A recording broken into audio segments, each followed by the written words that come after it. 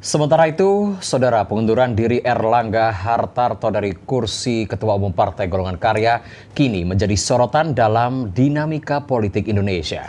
Pengunduran diri Ketua Komisi 7 DPR RI tahun 2006 hingga 2009 tersebut tidak bisa dilihat sebagai peristiwa tunggal atau potret, melainkan sebagai rangkaian adegan yang menunjukkan dinamika kekuasaan di Indonesia. Nah, konsep-konsep egalitarisme seperti ini yang akan kita coba kemas ya dalam Pusat Studi Agama dan Demokrasi Universitas Islam Indonesia menggelar diskusi Serawung Demokrasi Pertama di kampus setempat Jalan Cikditiro, Kota Yogyakarta. Diskusi bertema Munaslup Golkar dan problematika partai politik di Indonesia dengan menghadirkan secara daring pembicara kunci pakar hukum tata negara Mahfud MD serta narasumber luring Kepala Pusat Studi Agama dan Demokrasi Universitas Islam Indonesia Mas Duki dan pengamat politik EF Saifullah Fatah. Menurutnya, pengunduran diri Erlangga Hartarto dari kursi Ketua Umum Partai Golongan Karya menjadi sorotan dalam dinamika politik Indonesia kini. Pengunduran diri Ketua Komisi 7 DPR RI 2006-2009 tersebut tidak bisa dilihat sebagai peristiwa tunggal atau potret, melainkan sebagai rangkaian adegan yang menunjukkan dinamika kekuasaan di Indonesia. Bahkan EF Saifullah Fatah mengaku tidak terkejut Bahlil Lahadalia menjadi calon tunggal Ketua Umum Partai Golkar. Namun ia justru terkejut karena ini bukan Munas Golkar yang setiap kepemimpinan Golkar selalu dipenuhi huru-hara dan kegaduhan. Fakta itu antara lain persaingan antara Akbar Tanjung melawan Yusuf Kala beberapa waktu lalu soal perebutan Ketua Umum Partai. Termasuk persaingan antara Abu Rizal Bakri dengan Surya Paloh, juga persaingan Setia Novanto dan Ade Komarudin, dan seterusnya.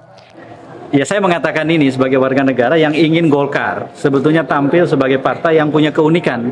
Keunikan terpenting Golkar itu adalah bukan partai personal. Dan karena itu di Golkar banyak sekali tokoh. Golkar itu hutan rimba politik yang luar biasa luas, besar, rimbun. Dan karena itu kemudian tidak mudah orang memimpin Golkar. Dan kompetisi begitu sengit di partai itu untuk merebut kepemimpinan. Belakangan itu yang hilang. Tanda-tanda pertamanya 2017 ketika Erlangga secara aklamasi akhirnya jadi Ketua Umum Golkar. Tetapi yang terjadi sekarang bukan hanya kelanjutan dari peristiwa itu, ini pemburukan yang luar biasa. Dan sebagai warga negara, saya menganggap wajar kalau banyak orang menjadi gundah, sedih melihat Golkar yang semacam itu. Kepala Pusat Studi Agama dan Demokrasi Universitas Islam Indonesia Yogyakarta, Mas Duki, menekankan pentingnya bangsa ini menjaga demokrasi tangguh, terutama di tengah tantangan yang dihadapi Indonesia saat ini. Salah satunya reformasi struktural politik harus terus didorong, terutama oleh generasi milenial, agar demokrasi dapat berkembang dengan baik. Perlawanan terhadap kezoliman tidak bisa dilakukan dengan kezoliman, melainkan harus dengan kebaikan.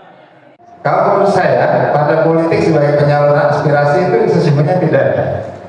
Jadi yang ada itu sebenarnya gerombolan orang yang dipilih vote getter gitu ya, orang yang tadi populer tapi dipilih. Tapi mereka sudah terpilih itu tidak lagi punya connection dengan konstituennya. Mereka memilih gerombolan terpisah atau kartel yang memperebutkan sumber daya ekonomi politik.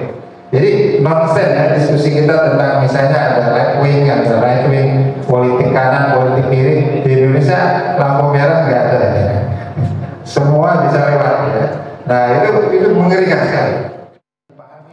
Kedua narasumber mengkhawatirkan masa depan demokrasi di Indonesia, terutama prinsip dasar demokrasi seperti kebebasan, partisipasi, dan kompetisi mulai terkikis. Karena itu penting bagi masyarakat untuk menggunakan hak pilihnya dengan bijak, terutama dalam konteks pemilihan umum yang akan datang untuk menjaga demokrasi tetap hidup dan berkembang. Demikian Herdian Giri dan Ucu Andritama, TVRI Yogyakarta melaporkan.